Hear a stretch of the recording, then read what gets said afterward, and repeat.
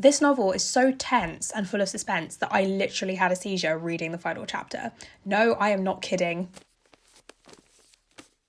Hey, it's Liberty, and in the last couple of weeks, I've been feeling what I can only describe as Traitors withdrawal. Like millions of people in the UK, I was obsessed with the show The Traitors in January. I didn't watch the first season, but when the second season started, I binged the first season and caught up with the second season really quickly. Oh my god, it's so addictive. If you watched the show, let me know who you were rooting for. But for people who have no idea what I'm talking about, The Traitors is a BBC game show hosted by beloved Claudia Winkleman. There are 22 contestants and they go to this castle in Scotland and essentially play Mafia for 3 weeks. 3 traitors are chosen.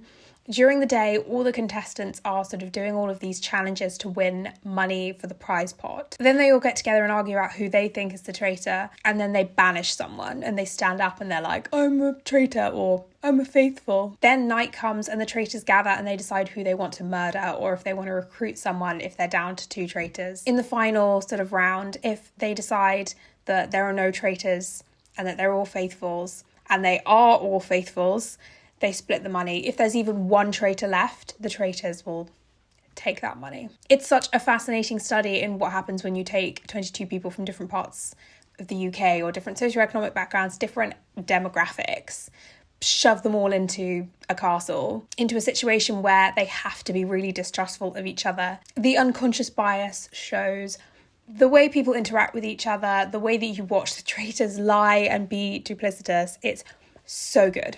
So I thought, since it's going to be a year since we get another series, I would try and recreate the feeling by reading books that give off those vibes. If you like this, do give it a thumbs up. I make videos all about books, culture, history, etc. So do check out my other videos and subscribe if you would like to. And if you'd like to buy me a cup of coffee or tea, the link is in the description. I'm going to get straight into it. And to start with, we actually have a book that is called The Traitors. It's by C.A. Lynch. This one is so close to the actual premise of the show.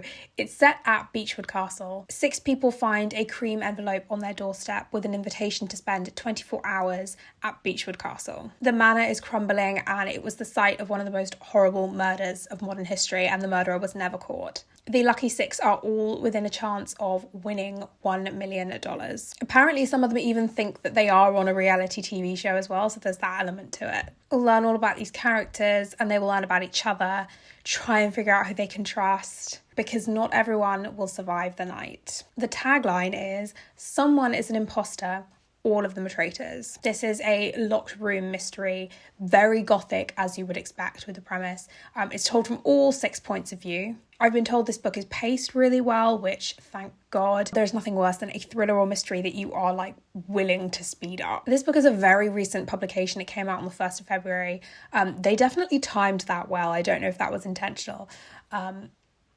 It's very tense. If you've got Scribd and you're in the UK, it's on there. So personally, I will be checking that because I haven't read this personally, but I want to. I have read this next one, and it's in fact a series, and it's the Caraval series by Stephanie Garber. This is a fantasy trilogy, well beloved by me if you've been here a while. Scarlett and Tella are sisters, and they're living with their cruel father on this tiny island that they've never left in their lives. Their father is attempting to marry Scarlett off in an arranged marriage. She's always dreamt about seeing the Caraval game, and this is her last chance. Caraval is essentially a game, performance and party all rolled into one. The minute you step foot on the island, you've entered the game. The performance has begun. The sisters get invited to the mysterious Caraval, but when they arrive, Tella vanishes. She's been kidnapped by Legend, who is the sort of mysterious game master of Caraval. Each game has like an overarching goal or mystery, and this Caraval, the mission is to find Tella. Whoever finds her first is the winner. Scarlett gets sort of mixed up in this mystery. There's a love interest, there's like a little bit of everything, so much magic. Like, I'm obsessed with the fact that this is a debut novel. It's so good. It's enchanting and magical, full of mystery and full of luscious descriptions and fantastic characters. Legend is someone you can't quite pin down, especially in this book. You get more of him as the series goes on. The game is such that you can participate sort of as much as you want. You can sort of wander around, enjoy the magic of the island, all of the markets, and mingle around, or you can participate in the mystery, try and win the game. It's a whole experience. There are a bunch of different locations, bunch of different kinds of magic that's happening, people selling things. It's incredible. So yeah, I love this series. I feel like at this point it's kind of like a fantasy staple series. There's like a spin-off trilogy now as well, which I really want to read. I keep putting it off because, you know, when you love something and I don't want to ruin Caraval, but I'm sure I'm just being ridiculous. Next up is a mystery that I had to include, and it's The Seven Deaths of Evelyn Hardcastle. Evelyn Hardcastle dies every night. She's the daughter of this sort of grand country house. She's young, she's beautiful.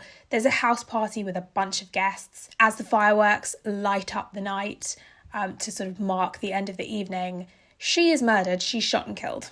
We follow one of the guests, Aidan, who has been summoned to Blackheath for the party, and he's trying to solve her murder. Every day he wakes up in the body of a different guest. He has to solve the mystery before the person who wants him dead succeeds in their mission. The quote from the novel is, "Somebody's going to be murdered at the ball tonight. It won't appear to be a murder, and so the murderer won't be caught. Rectify that injustice, and I'll show you the way out." So, yeah, he's essentially trapped in this Groundhog Day style murder mystery. Again, this was a debut novel, which, like, wow, we've got sort of a classic mystery setup that everybody loves, you know, the country house party, all glamour and intrigue, but this is a completely new take, something that I'd never seen before when I read this.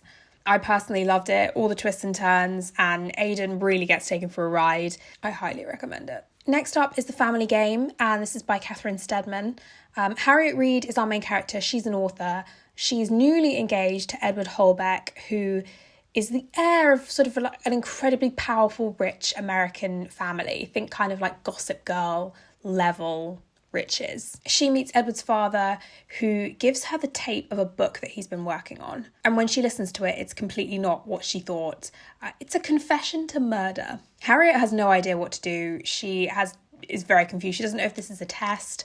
She ends up at the old family pile, and in the middle of a sort of traditional family game. The rules: listen carefully, do your research, trust no one, and run for your life. This is sort of like, what do the rich get up to in their own homes? What deadly games would they play? What would they do for that inheritance? How would they traumatize the children of the family? Because that sure happens. This is obviously like fish out of water. Loved this one. This had twists and turns.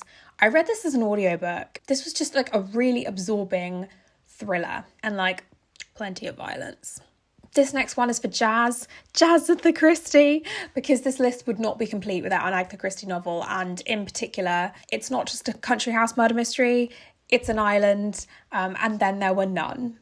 10 individuals are invited to this private island, Soldier Island, which is off the coast of Devon, and it's owned by this mysterious U.N. Owen, who's a sort of very eccentric millionaire.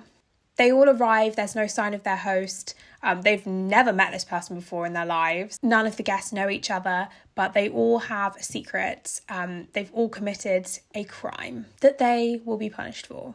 Not that they know that yet. A storm strands them on the island, and one by one they start to die, in a way that corresponds to the nursery rhyme 10 Little Soldiers. As more of them start to die, they try and figure out who is doing this, why they're doing this, and, you know, try to survive. Paranoia arises, some of them start to sort of form alliances, but at the end of the day, they have no idea who's doing this. They don't know if it's one of them, they don't know if it's someone coming into the island, they don't know if it's someone just hiding, they don't know if it's more than one person, they literally have no idea. They have to confront their own past, they have to confront each other's past and each other in the present, all while trying to outsmart this mysterious killer. I personally think, and critics agree, that it is one of Agatha Christie's best novels. There are twists and turns, like really great characters. If you want a great adaptation, the BBC did one in, I think, 2014, 2015, somewhere around there. Star-studded ensemble cast. Charles Dance, Aidan Turner, Sam Neill, who else? Anna Maxwell Martin. It was fantastic. This novel is so tense and full of suspense that I literally had a seizure reading the final chapter. No, I am not kidding. I was banned from reading Agatha Christie novels for a while after that. So yeah, me and my brain thoroughly recommend it. Next up is The Game's House by Claire North. It's interesting because this novel was originally 3 novellas, but put together to form a novel. This novel tells the story of the Game's House, which is a sort of notorious gambling house and secret society. The games played in this building may be things like chess, backgammon, capture the castle, but they are playing for real castles. Hide and seek can take players across continents. Players who are skillful or lucky can be invited to play in like a higher level, where the games can control political parties and decide the fate of empires. This novel centres sort of around 3 unusually talented contestants who play their games for the highest stakes and sort of shows the lengths they will go to win. This sounds very intense. This is obviously like contemporary, all about power. If that's your thing, maybe try this. Let's face it, Harry would love this.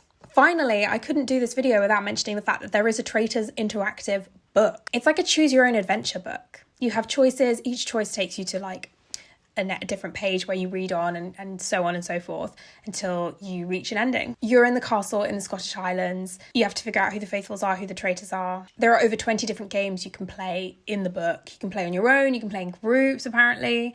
You meet a bunch of characters. If you are really jonesing to play the game but you don't want to be on TV, this sounds like it's a great alternative. So yeah, that was my bunch of recommendations for books if you loved the BBC Traitors. Thank you for watching. If you like this, do give it a like, and I make all sorts of videos like I was saying about books, history, culture, etc. So do check those out. Subscribe if you would like to.